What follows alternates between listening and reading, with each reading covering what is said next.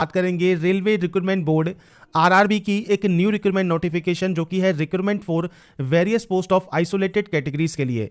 इसका जो online form है वो आप कैसे अप्लाई कर सकते हैं, इसके स्टेप बाय स्टेप प्रोसेस के बारे में हम बात करेंगे। इस वेरिफिकेशन है 08/2025 जिसमें आपको यहां पर इस वैकेंसी की इंपॉर्टेंट डेट दी गई है 30 दिसंबर से 29 जनवरी 2026 तक आप इसमें अप्लाई यहां पर कर सकते हैं। इसके बाद फ्रेंड्स यहां पर आपको वैकेंसीज की डिटेल देखने को मिल जाएगी, number of vacancies, name of post, सब आपको जानकारी देखने को मिल जाएगी। साथ में एज लिमिट भी आप यहां पर चेकआउट कर सकते हैं।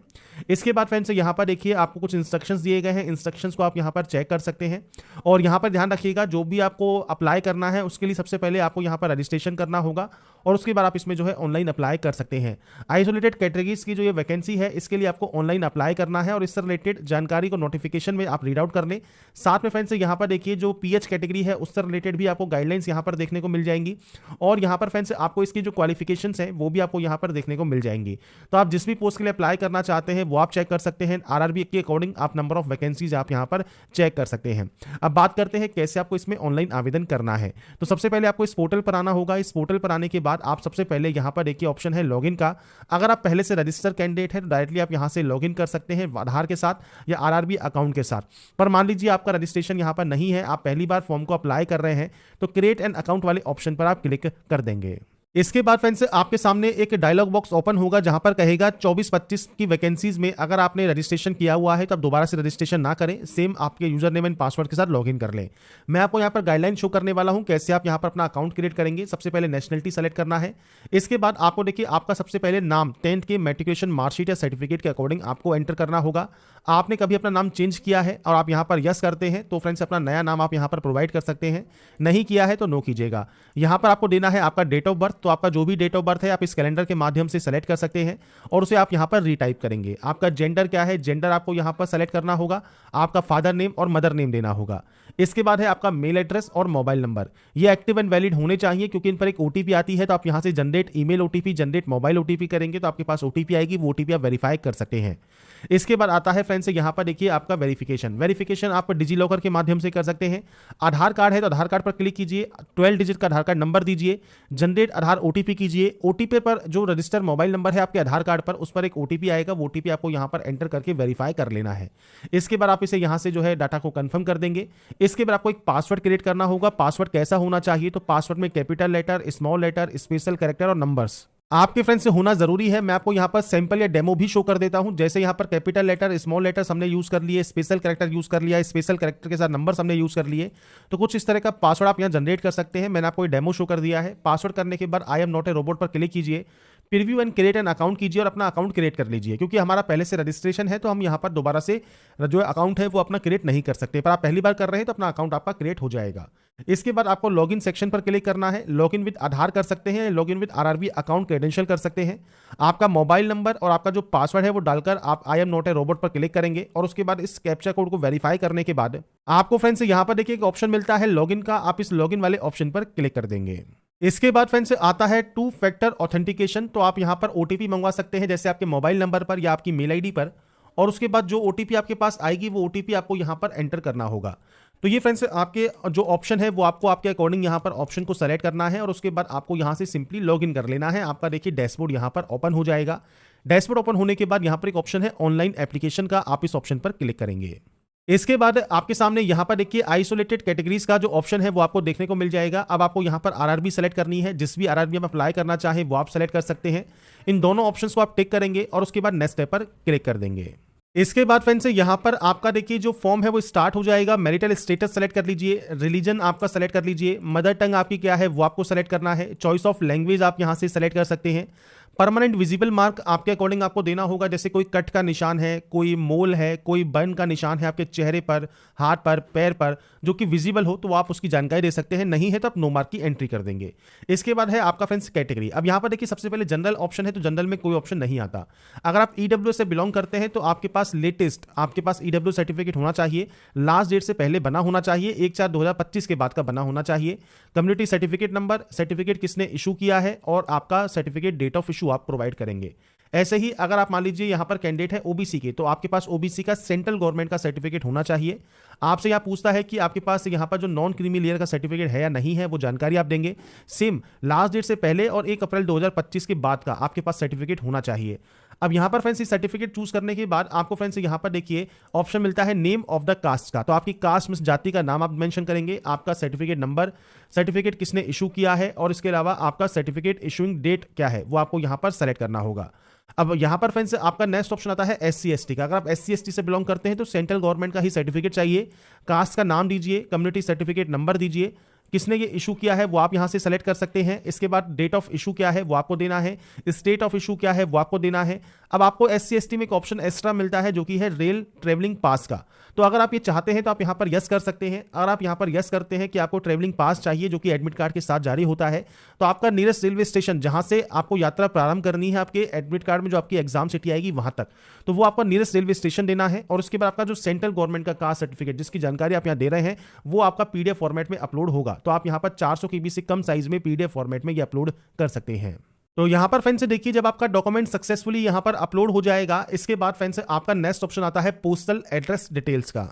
अब यहां पर आपका जो एड्रेस है वो आपको देना होगा, प्रेजेंट एड्रेस, परमानेंट एड्रेस, पूरा एड्रेस आप यहां पर मेंशन करेंगे। आपका फ्रेंड्स स्टेट या यूटी कौन सा है, डिस्ट्रिक्ट कौन सा है, एड्रेस में फ्रेंड्स आपका एड्रेस क्या है, नियरेस्ट सिटी कौन सी है, आपका जो आपकी सिटी है मेजर टाउन कौन सा है, पिन कोड क्या है, ये आपको देना है। प्रेजेंट और परमानेंट एड्रेस अलग अलग है तो आप अलग अलग एंट्री कर सकते हैं, सेम है तो आप सेम पर क्लिक करेंगे, कॉपी हो जाएगा। इसके बाद आप इस डाटा को यहां से सेव कर सकते हैं और नेक्स्ट स्टेप पर आप उसके बाद क्लिक कर देंगे। इसके बाद फ्रेंड्स यहां पर देखिए नेक्स्ट ऑप्शन आता है अब आपकी अदर डिटेल्स का, जहां पर एक्स सर्विसमैन अगर आप हैं और आप यहां पर यस करते हैं तो आपकी डिफेंस सर्विस कौन सी है, रैंक कौन सी है, डेट ऑफ एंट्री क्या है। अगर आप स्टिल सर्विंग है आर्मी, नेवी, एयरफोर्स में तो आप उसकी जानकारी दे सकते हैं, नहीं है तो सिंपली नो कर दीजिए। PH कैटेगरी से बिलोंग करते हैं तो टाइप ऑफ डिसेबिलिटी क्या है, सब टाइप ऑफ डिसेबिलिटी क्या है, परसेंटेज ऑफ डिसेबिलिटी क्या है, PH का सर्टिफिकेट नंबर क्या है, वो सर्टिफिकेट कब इशू हुआ है, UDID नंबर क्या है, ये जानकारी आपको देनी होगी, नहीं तो आप इसमें भी नो करेंगे। स्क्राइब चाहिए नहीं चाहिए उसके लिए आप यस या नो कर सकते हैं। EWS में यहाँ पर फ्रेंड्स एक ऑप्शन है EBC का, तो EBC क्या होता है, इकोनॉमिकल बैकवर्ड क्लास। EWS से ये अलग होता है, EWS फ्रेंड्स आपका जो है फ्रेंड्स वो अलग है और ये आपका अलग है। अब EBC में आपको कोई भी अदर फर्दर रिजर्वेशन नहीं मिलता, मतलब जैसे EWS में मिल जाता है, SC ST OBC मिलता है, ऐसे आपको नहीं मिलता, केवल आपको फीस में छूट मिलती है। जैसे मान लीजिए जनरल कैंडिडेट है या OBC कैंडिडेट है पर आप आते हैं EBC में मतलब इकोनॉमिकल बैकवर्ड क्लास में, तो फ्रेंड्स आपको जो फीस है उसमें आपको छूट मिल जाएगी। इसमें फ्रेंड्स आपके पास देखिए कहा गया है 50,000 या उससे कम आपका जो है फैमिली इनकम होना चाहिए एनुअली, और BPL कार्ड अगर आपके पास है तो आप इसमें आवेदन कर सकते हैं इस टाइप ऑफ डॉक्यूमेंट्स के साथ। तो 3 ऑप्शन हैं, इनमें से जो भी आपके पास है वो आप सेलेक्ट कर लेंगे। इशूइंग अथॉरिटी कौन सा है, सर्टिफिकेट नंबर क्या है, ये आपको देना होगा, नहीं तो आप इसमें भी नो कर देंगे। इसके बाद फ्रेंड्स आप एम्प्लॉय हैं इंडियन रेलवेज में, तो आप यहां पर यस कर सकते हैं कि आप इंडियन रेलवेज में एम्प्लॉय हैं, तो आप यहां पर यस कर सकते हैं। आपका फ्रेंड्स जो डिटेल्स हैं वो आप यहां प्रोवाइड कर सकते हैं, नहीं है तो सिंपली आप यहां पर नो कर देंगे। ऐसे ही फ्रेंड्स यहाँ पर फ्रेंड्स मान लीजिए आप एम्प्लॉय इंडियन रेलवेज में नहीं है, पर अगर आप यहाँ पर सेंट्रल गवर्नमेंट में काम करते हैं, स्टेट गवर्नमेंट में काम करते हैं, PSU में काम करते हैं, तो अपनी जानकारी आप प्रोवाइड कर सकते हैं, नहीं करते हैं तो नॉट एप्लीकेबल आप यहाँ पर भी कर देंगे। इसके बाद आता है bank detail for refund of fees. तो देखिए आपकी जो फीस है वो अगर आप रिफंड चाहते हैं तो किस अकाउंट में चाहते हैं उसकी जानकारी आपको देनी होगी। तो बैंक की जो पासबुक है आपकी उसके फर्स्ट पेज को देखिए, उसमें आपका account holder name, bank account number लिखा होता है, IFSC कोड लिखा होता है, जो कि उस पासबुक के अकॉर्डिंग आप एंटर करेंगे और अपनी डाटा को यहाँ पर उसके बाद आप सेव कर देंगे। सेव करने के बाद नेक्स्ट स्टेप पर क्लिक कर देंगे। इसके बाद आता है क्वालिफिकेशन ऑप्शन। सबसे पहले आपको यहाँ पर 10th की एंट्री करनी होगी। 10th आपने किस स्टेट से पास किया है, डिस्ट्रिक्ट से किया है, बोर्ड का नाम क्या है, डेट ऑफ पासिंग क्या है, रोल नंबर क्या है, सर्टिफिकेट का सीरियल नंबर क्या है, सर्टिफिकेट नंबर क्या है, ये जानकारी आप प्रोवाइड करेंगे और अपडेट कर देंगे। अब इसके बाद आपकी फर्दर कोई क्वालिफिकेशंस हैं, जैसे आप 10+2 पास आउट है तो 10+2 में भी आपका कौन सा डिसिप्लिन है वो आपको सेलेक्ट करना होगा। साइंस है, फिजिक्स एंड केमिस्ट्री का ऑप्शन आपको मिलता है। ऐसे ही बैचलर डिग्री आपके पास है, सर्टिफिकेट कोर्स है ट्रांसलेशन में, डिप्लोमा है आपके पास, मास्टर डिग्री है, PG डिप्लोमा है, MBA है, मास्टर डिग्री है नॉर्मल, तो वो आप यहाँ सेलेक्ट कर सकते हैं। मास्टर डिग्री में देखिए आपको सब्जेक्ट्स की लिस्ट भी मिल जाती है। तो ये फ्रेंड्स ऑप्शंस हैं जो कि आपको आपके अकॉर्डिंग यहाँ पर ऑप्शंस को सेलेक्ट करना होगा और उसके अकॉर्डिंग आपको यहाँ पर डाटा को एंटर करना होगा। जैसा मैंने वीडियो के स्टार्टिंग में आपसे कहा है कि आप फ्रेंड्स जो भी एंट्री यहाँ पर कर रहे हैं वो आपके मार्कशीट्स के अकॉर्डिंग आप यहाँ पर करेंगे। मैं यहाँ पर सिर्फ अभी आपको सैंपल शो कर रहा हूँ एक डेमो के तौर पर कि आप यहाँ पर कैसे जानकारी को एंटर कर सकते हैं। तो वो आप एंटर कर देंगे, आपकी जो परसेंटेज है वो आप एंटर कर देंगे इस तरह से और ऐड कर देंगे, आपकी क्वालिफिकेशन ऐड हो जाएगी। अप्लाई करने से पहले देखिए यहाँ पर डिटेल नोटिफिकेशन आपको दी गई है जिसमें आपको यहाँ पर बताया गया है आपके पास क्या क्वालिफिकेशन होनी चाहिए। तो इनमें से जो भी क्वालिफिकेशन क्वालिफिकेशंस आपके पास हैं उस पोस्ट के लिए आप एलिजिबल हो जाएंगे। अगर आप फ्रेंड्स मान लीजिए मल्टीपल आप जो है आपके पास जो क्वालिफिकेशंस हैं उसके अकॉर्डिंग आप एलिजिबल होंगे मल्टीपल पोस्ट के लिए, तो आप मल्टीपल पोस्ट के लिए भी जो है अप्लाई यहाँ पर कर पाएंगे। तो ये फ्रेंड्स आपको यहाँ पर जानकारी देखने को मिल जाती है, अपने अकॉर्डिंग ऑप्शंस को आप यहाँ पर सेलेक्ट कर सकते हैं। अगर आपके पास कोई भी एक्सपीरियंस है तो आप यहाँ से एक्सपीरियंस को सेलेक्ट कर सकते हैं। अब जैसे यहाँ पर ट्रांसलेशन का एक्सपीरियंस है, साइकोलॉजिकल टेस्ट का, एडमिनिस्ट्रेशन का एक्सपीरियंस है, स्टैंडिंग एज एन एडवोकेट है आप एट बार, तो आप यहाँ पर बता सकते हैं। सर्व किया है अपनी किसी ब्रांच में, रेलवे एडमिन में, तो आप यहाँ पर दे सकते हैं। तो ये आपके ऊपर डिपेंड करता है आपके पास किस तरह का एक्सपीरियंस है। एम्प्लॉयमेंट प्रेजेंट का है, पास का है, कब से कब तक का रहा है, मतलब कब किस डेट से आपका एक्सपीरियंस स्टार्ट हुआ है, वो जानकारी आप यहाँ पर दे सकते हैं। इसमें फ्रेंड्स क्वालिफिकेशन आपको आपके अकॉर्डिंग एंटर करना होगा। बैचलर डिग्री मान लीजिए आपने सेलेक्ट कर लिया, तो आपके पास किस तरह की बैचलर डिग्री है, सेम आपका यहाँ पर नेम ऑफ द कोर्स देना होगा। अब जैसे आपने सिर्फ बैचलर डिग्री सेलेक्ट किया है तो आपने बीए किया है, बीकॉम किया है, बीएससी किया है, तो वो आप यहाँ पर अपने कोर्स की जानकारी का नाम दे सकते हैं। इसके बाद सेम किस स्टेट से किया है, डिस्ट्रिक्ट कौन सा है, कॉलेज का नाम क्या है, डेट ऑफ पासिंग क्या है, परसेंटेज क्या है, ये आपको प्रोवाइड करना है। और उसके बाद आप यहाँ पर नेक्स्ट स्टेप पर क्लिक कर देंगे। इसके बाद फ्रेंड्स नेक्स्ट ऑप्शन आता है अब आपके यहाँ पर प्रोफाइल डॉक्यूमेंट्स, अपलोड डॉक्यूमेंट्स करने का। अब यहाँ पर देखिए आपको अपलोड करनी है फोटोग्राफ फ्रेंड्स देखिए सबसे पहले कैप्चर लाइव इमेज पर जाइए। आपको क्या करना है, तो सबसे पहले कैप्चर आप 3 टाइम कर सकते हैं 5 मिनट के अंतर्गत। आपको फ्रेंड्स सही से एक अच्छे से एरिया में बैठना है, लाइट आपकी अच्छी होनी चाहिए, बैकग्राउंड सही होना चाहिए, ब्लिंक करना है आपको 2 से 3 बार और थोड़ा सा वेट करना है टाइमर का, और उसके बाद आपकी फोटो को कैप्चर करना है। कैप्चर लाइव इमेज पर आप क्लिक करेंगे तो आपका फ्रेंड्स इस तरह का एक ऑप्शन ओपन हो जाएगा। अभी देखिए हमारा कैमरा यहाँ पर फाउंड नहीं किया है। अगर आपका कैमरा यहाँ पर आपके वेब कैमरा है तो वो फाउंड हो जाएगा, और उसके बाद फ्रेंड्स आपका जो चेहरा है वो आपको इस डॉट्स के अंदर रखना होगा और आपको ब्लिंक करना होगा। जब आपसे कहा गया है ब्लिंक योर आईज, जब आप यहाँ पर ब्लिंक करेंगे 2 से 3 बार तो ऑटोमेटिक आपको यहाँ पर एक ऑप्शन मिल जाएगा कैप्चर का, आपकी फोटो आप कैप्चर कर पाएंगे। अब ज्यादातर कैंडिडेट के पास वेब कैमरा होता ही नहीं है, तो उनको क्या करना है, capture live image from mobile का एक ऑप्शन है, आप इस पर क्लिक कर देंगे। इस ऑप्शन पर क्लिक करने के बाद आपके सामने कुछ इस तरह का इंटरफेस आता है, स्कैन द क्यूआर कोड। तो आप इस क्यूआर कोड को यहाँ पर जो है स्कैन कर सकते हैं, और उसके बाद फ्रेंड्स आप अपने जो अकाउंट है उस पर आप अपने लॉगिन आईडी पासवर्ड के साथ आप लॉगिन कर लेंगे आपके मोबाइल पर। इसके बाद फ्रेंड्स आपके जब मोबाइल पर आप इस क्यूआर कोड को स्कैन करके लॉगिन करते हैं आपके लॉगिन क्रेडेंशियल के साथ, तो कुछ इस तरह का इंटरफेस आपके सामने आएगा। लॉगिन करने के बाद आप उसी पेज पर आएंगे जहां से आपके डॉक्यूमेंट्स आपको अपलोड करना है। यहां पर आपसे पूछता है कि आपको एक्सेस देना है कैमरा का, आप यहां से अलाउ कर देंगे। अलाउ करने के बाद आपका एक्सेस मिल जाएगा इसको, और उसके बाद आपको स्क्रॉल करते हुए नीचे आना है, और यहां पर देखिए आपको एक ऑप्शन मिलता है capture live image from mobile का। आप इस ऑप्शन पर क्लिक करेंगे आपकी लाइव फोटो कैप्चर करने के लिए। इसके बाद फ्रेंड्स यहाँ पर देखिए आपको यहाँ पर दोबारा से इंस्ट्रक्शंस दिए गए हैं। कैप्चर लाइव इमेज वाले ऑप्शन पर आप क्लिक करेंगे, और उसके बाद आपके फ्रेंड्स जो कैमरा है देखिए लाइव फोटो कैमरा, वो आपका यहाँ पर ऑप्शन ओपन हो जाएगा। अब इस यहाँ से इस ऑप्शन से आपको आपकी जो आंखें हैं उसको ब्लिंक करना है, और उसके बाद आपकी जो लाइव फोटो है वो आपको यहाँ पर कैप्चर कर लेनी है। इसके बाद फ्रेंड्स आपकी देखिए जो लाइव फोटो है वो यहाँ पर आपको देखने को मिल जाएगी, और आपकी लाइव फोटो आपकी यहाँ पर कैप्चर हो जाएगी। इसके बाद अब आपको सिग्नेचर अपलोड करना है। सिग्नेचर कैसे अपलोड करना है, तो आपको यहाँ पर देखिए एक डेमो दिया गया है। आपकी रनिंग हैंडराइटिंग में सिग्नेचर होना चाहिए, और ये ब्लैक पेन से आप सिग्नेचर करेंगे, और इसके लिए साइज आपको दिया गया है 30 से 49 KB, और यहाँ पर आपको पिक्सल दिए गए हैं। अब ब्राउज पर क्लिक करके फाइल को सेलेक्ट करके अपलोड कर सकते हैं। अगर मान लीजिए आपका सिग्नेचर यहाँ पर अपलोड नहीं हो रहा है किसी कारणवश, तो कैसे अपने सिग्नेचर को आप रिसाइज कर सकते हैं इसकी बात कर लेते हैं। तो सबसे पहले आपको फ्रेंड्स किसी भी ऑनलाइन सॉफ्टवेयर पर आप जा सकते हैं जहां से आप अपना पिक्सल चेंज कर सकें आपकी फोटो का। तो आपका यहाँ पर देखिए सेलेक्ट इमेज करना है।